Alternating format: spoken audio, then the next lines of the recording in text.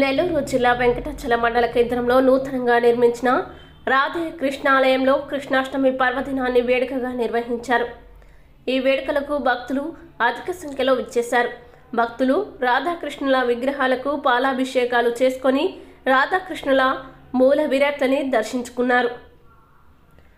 భక్తులకు ఆలయ పూజారి తీర్థమిచ్చి ఆశీస్సులు ఇచ్చారు. అనంతరం ఆలయ కమిటీ మెంబర్లు భక్తులకు ప్రసాదాలు వితరణ చేశారు.